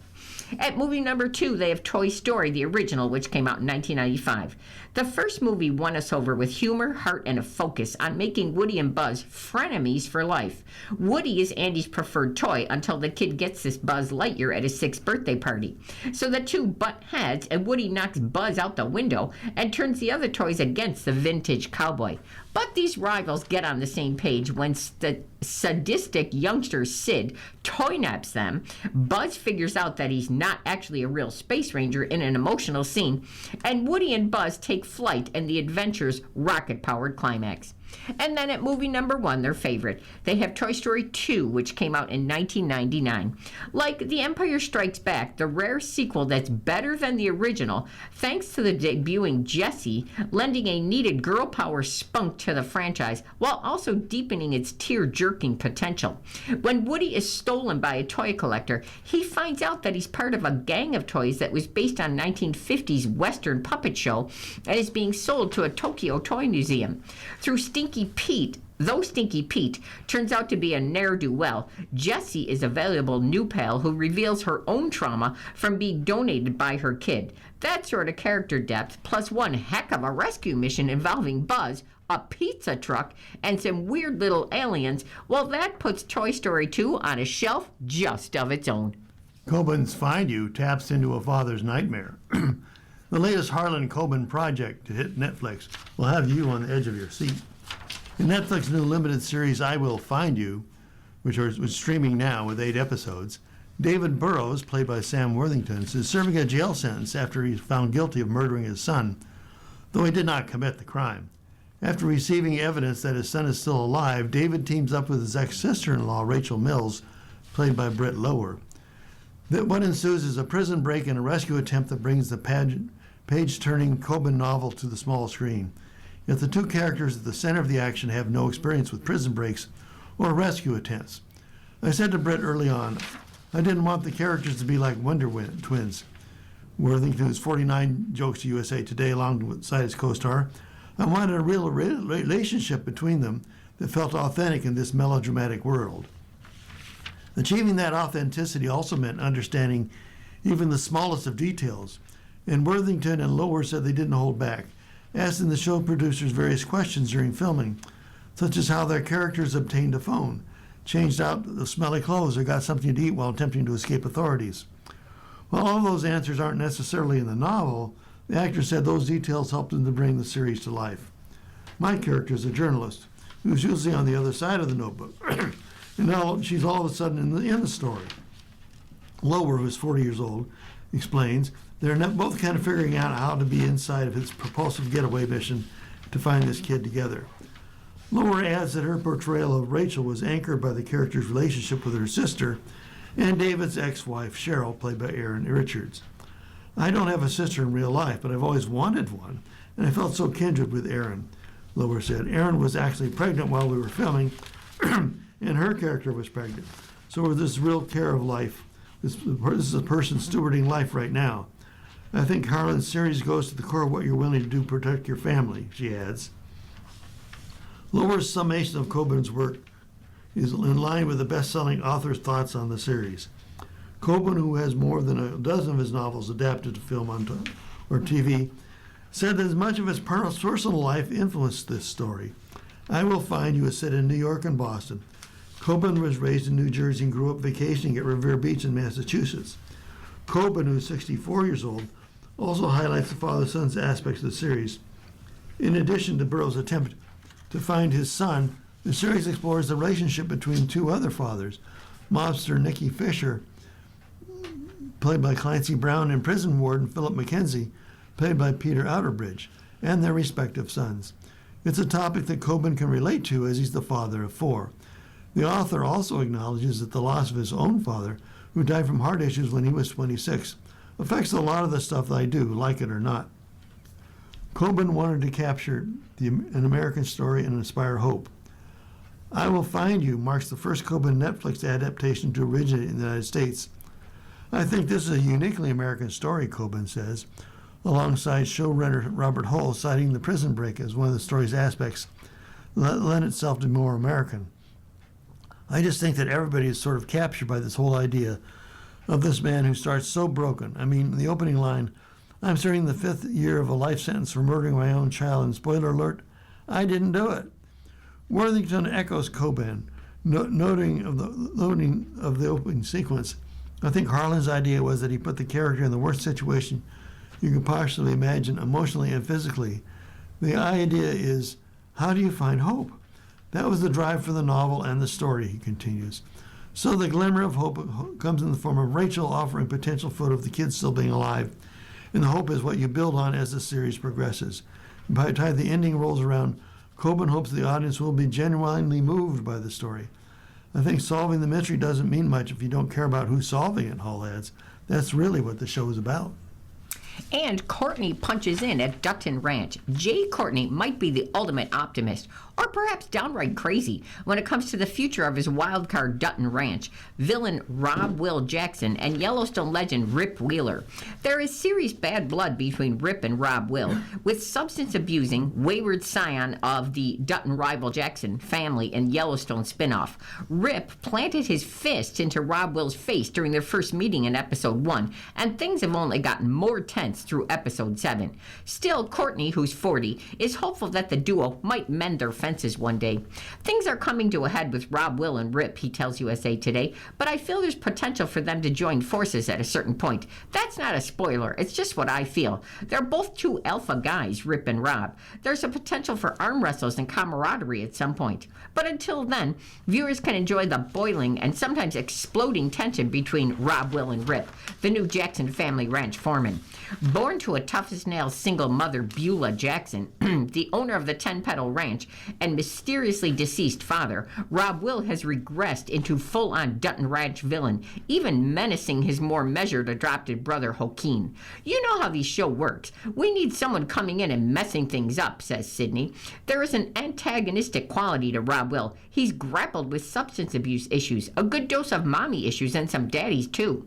Drug-raging Rob Will kills his own ranch hand in episode 1, which immediately shows the malaise behind the Texas's long-standing Jackson family family and kicks off a slow brewing series chaos. Joaquin had to clean that mess up, all the more difficult since the Jacksons don't have a Dutton train station to dispose of their bodies. Courtney has been hit by a lot of heroes. Courtney has become an experienced face target for the best Hollywood superstars. I've been hit by a lot of heroes, Courtney says of the Screen Punch. I know how to give that head snap and make them look pretty cool about it. That's what happens when you play these antagonistic, morally ambiguous characters for so long. Courtney's antagonist resume is indeed loaded, including the deranged hitman in 2012's Jack Reacher. He was punched by Tom Cruise. Sadistic Dauntless leader Eric Coulter in the Divergent franchise, and Captain Boomerang in the DC Comics' Suicide Squad movies. The Sheridan-verse bonus is that Courtney comes with his own guns and those arms. The Aussie actor has bulked up since the rising star appeared as Bruce Willis's screen son, Jack McLean, in 2013's movie A Good Day to Die Hard. Now, fun fact about the fifth and possibly last installment of the Die Hard franchise with Willis, Jack makes the vaunted final kill, the only time the original John McClane didn't have that franchise honor. The 6'1" Courtney has even muscled up even more. I grew up at a certain point. There's no skinny Jay Courtney anymore. I just tried to stay in shape, he says. With Rob Will, they were going to get what they were given when I turned up. I guess Rob Will lifts weights here and there. Rob Will's love of tank tops. You gotta put on the gun show. It doesn't hurt that Rob Will is a big fan of bicep-revealing tank top. You gotta put on a gun show at some point if you've got it, says Courtney, who has no problem getting into the mercurial character with the black fitted cowboy hat from M.L. Letty's in Fort Worth. I just pull on those boots, I stick that hat on my head, and I smoke a couple of cigarettes. He's pretty easy to find. Rob Will can be crazy charismatic, emphasis on the crazy. Even the mom Beulah believes her son might have no good in him, which is harsh. There's room for some spiritual growth in Courtney's mind. He's not going to become someone that we haven't seen already, Courtney says. But it would be a mistake to discount Rob Will for his messiness as someone who can't transform and really succeed. Courtney might be wise to seek smaller goals, such as getting Rob Will on a horse. The Taylor Sheridan modern cowboy universe reserves that honor for the good guys. Courtney loved the required Dutton Ranch cowboy camp training that raised his riding to new levels. I did this cowboy camp with these amazing Wranglers, and then Rob Will is riding in a Range Rover or a Ford truck, he says. I love riding. Hopefully we'll see some now that Rob Will is back on the ranch. That seems to be Rob Will's legacy, literally. You're listening to a reading of today's USA Today on the Niagara Frontier Radio Reading Service. The time is 1:42. And here's a column about books, and audiobooks in this case. Hayes strikes a vocal chord with Dungeon Crawler fans. Matt Dinneman sometimes hears a peculiar question about the audiobooks of his series Dungeon Crawler Carl. Why didn't he credit the female narrator? It's an easy answer. There isn't a female narrator. But you could be convinced otherwise, hearing the uppity British quips of Princess Donut. She and nearly all the characters in Dinneman's 8 Carl novels are voiced by Jeff Hayes, whose skill has helped catapult the near perfect audible rated series to the forefront of the lit RPG, that's the literary role-playing game subgenre. Audio greatly over-indexes in this subgenre. Audible previously told USA Today the Carl series specifically has clocked more than 140 million listening hours on the app. The audiobook is a selling point for many readers because of the range of distinct voices Hayes creates for the eclectic cast of characters. Watching Hayes perform his characters live is a masterclass in audio storytelling. To a panel of eager BookCon attendees in April, Hayes read from the newest book and flipped flawlessly from voice to voice. That's why USA Today is crowning him this year's Voice of the Summer. The audiobook narrator sure to be in everyone's headphones this year. I never ever predicted this level of success, Hayes says. This is an absurd scale that I still have trouble wrapping my mind around. I want audiobooks that I produce to be greater than the sum of its parts. And I think we definitely did that with Dungeon Crawler Carl. I feel such a kinship to the way Matt's imagination works, and I feel like I'm right there with him with every decision he's making and able to respond in the way that he's imagining in his head. The voice behind Dungeon Crawler Carl. Dinman and Hayes met at an audiobook award ceremony in Kansas City and became friends long before Dinman started writing the Carl series, the author told USA Today at BookCon. He was also a gamer his whole life, so he understands the book really well, Dinman says. He's just a super talented voice actor. He's also a professional musician, and that helps him a lot with the audiobook narration because they understand the cadence. And you know, he's crazy, so it fits well. Though Hayes was in a few high school plays, he called his formal acting training severely lacking. But a love of reading and producing led him to audiobook narration, eventually creating his company Sound Booth Theater, where he leads full-cast immersive audio books. Hayes loves classics. When he reads, he wants something heavy in wordcraft, and how to express them in the most evocative ways that really touch your soul. But when it comes to audiobooks, he wants pulpy, high-octane adventures. Lit RPG has been a great genre for exercising my versatility and developing my instrument to take on more and more unique, diverse characters, Hayes said. So when Carl landed on his doorstep, Hayes already had an entire resume full of similarly depraved and messed up books, full of very colorful characters. A compliment, he clarifies. He felt more than up for the task. Hayes ad-libs dungeon crawler characters. With more than 200 characters in the series, how does Hayes create such an immersive and memorable world for dungeon crawler Carl? He says it's all about reading between the lines and ad-libbing, but not how you'd expect. Timing and tone and that stuff. It's not explicit there on the page. Requires that I'm fully immersed in the scene myself. Requires that I feel like I'm there with the actors, and I can say, hold up, let's retake that, Hayes says. When I say ad-lib, I'm not saying I'm changing the words. What I'm saying is I'm improvising how the character would deliver the line in the moment that sparks that laughter in someone. He says actors, but what he really means is a cast of voices he's created for iconic characters including Carl, Princess Donut, and System AI. He sees himself as a director and a casting director, keeping a rotating troupe of actors based on his visualization of his characters. He starts with an actor whom he admires and thinks would do a good job if given that role. It's not an impression, it's channeling that style of performance, he says. As he gets more familiar with the voice, he's able to quickly reference that actor. Carl started as a riff on actor Patrick Warburton, but the character and the voice has evolved over so many books. He's got such a special place now in my heart and in my career, and what he represents is so big in the grand scheme of my performance that's a voice that's going to get retired once Dungeon Crawler Caller is finished, Hayes told USA Today. That's a narration voice I will never use again because I don't want other things so strongly associated with something that's so ubiquitous as Dungeon Crawler Carl anymore. It would be such a betrayal of the character. Audiobook narrators are no longer the anonymous voices behind your favorite book. Many of them are becoming celebrities and public figures in their own right. At BookCon this year, one of the hottest tickets was a seat in the Audible-sponsored panel featuring Hayes and Dinman.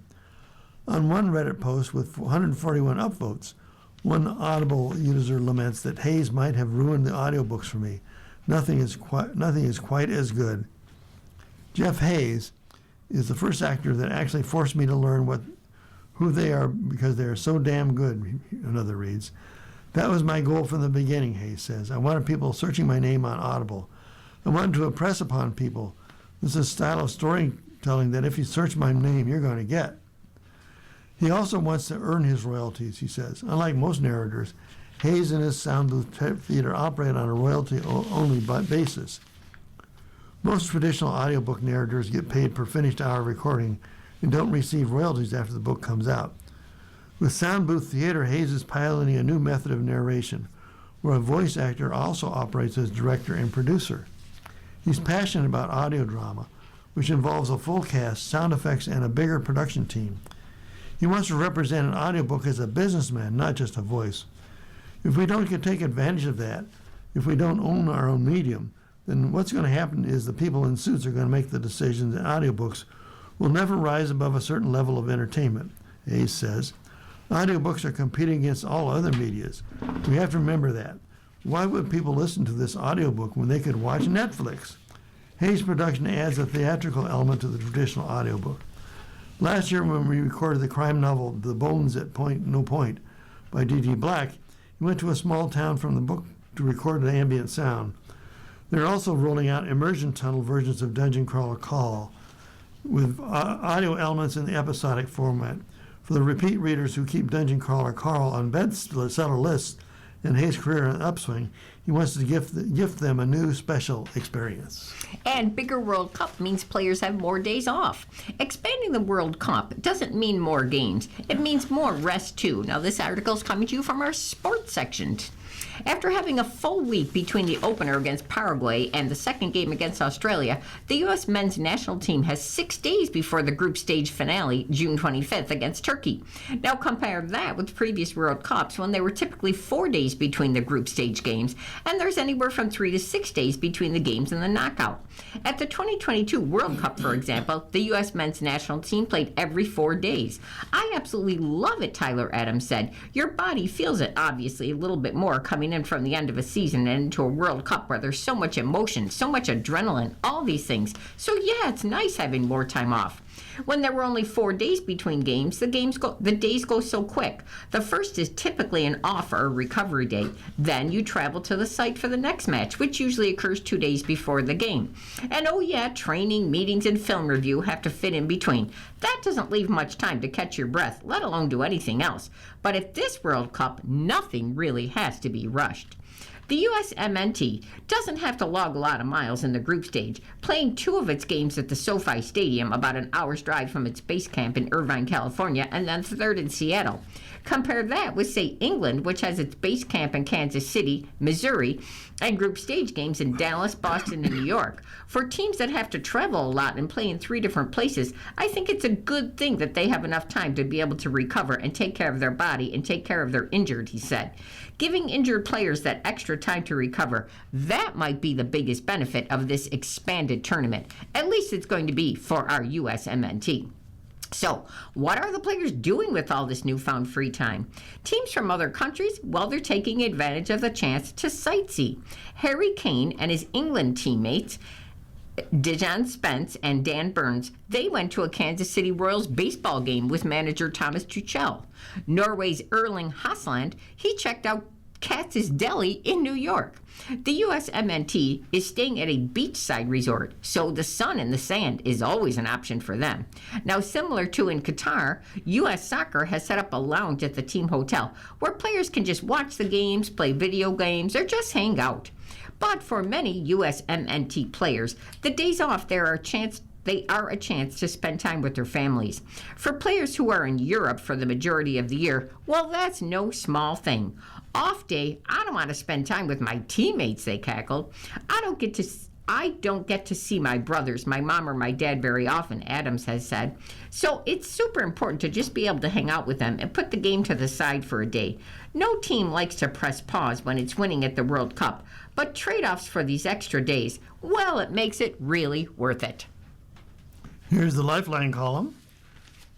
They said what? The Star's best quotes. Quote, "It wasn't a popular choice. Nobody wanted You Ought to Know to be first. They were terrified of that song," said Alanis Morissette of her Grammy-winning anthem on the Talk Easy with Sam Fragoso podcast. "She didn't mind me misinterpreted or labeled angry," she added. "Everyone I knew was pissed because they were paying attention. How do you not get pissed?" It's your birthday. Who's celebrating today? Author Richard Bach turns 90. Actor Ted Shackelford is 80. Supreme Court Associate Justice Clarence Thomas is 78. Singer Glenn Danzig of the Misfits is 71. Bassist, producer, presenter Randy Jackson is 70. Actor Francis McDormand is 69. Director Josh Whedon is 62. Singer Chico DeBarge of DeBarge is 60. Actor Selma Blair is 54. Actor Joel Edgerton is 52. Singer K.T. Tunstall is 51. Singer Jason Mraz, M-R-A-Z, is 49. Rapper Memphis Bleak is 48. And actor Melissa Rauch is 46. Here's the horoscopes. Aries, having trouble getting your message across? Conversations feel slightly off in close connections. Taurus, concentration may feel impossible today. Have trouble organizing your mind so you can push forward? Narrow it down. Gemini, expressing yourself may require jumping a few self-doubt hurdles. Do you want to share but feel hesitation creep in? Cancer, blurring the lines of communication. What you feel and what you say may differ. Leo, is intuition speaking or your mind? It may be hard to tell the difference. Virgo, questioning your place in the community. The Libra moon is clashing with Mercury, may have you wondering if you belong. Libra, what you feel may clash with meeting external expectations. Tempted to tell the people what they want to hear? Scorpio, stuffing your brain with information. You may feel overwhelmed by thoughts today. Pause and give yourself rest. Sagittarius, feeling out of sync with others. Social interactions may stir up complicated feelings. Capricorn, external pressure and persistent disruptions can heighten stress levels today. Ready to snap at the next person who interrupts you? Aquarius, big dreams may crash down to earth when daily reality gets involved.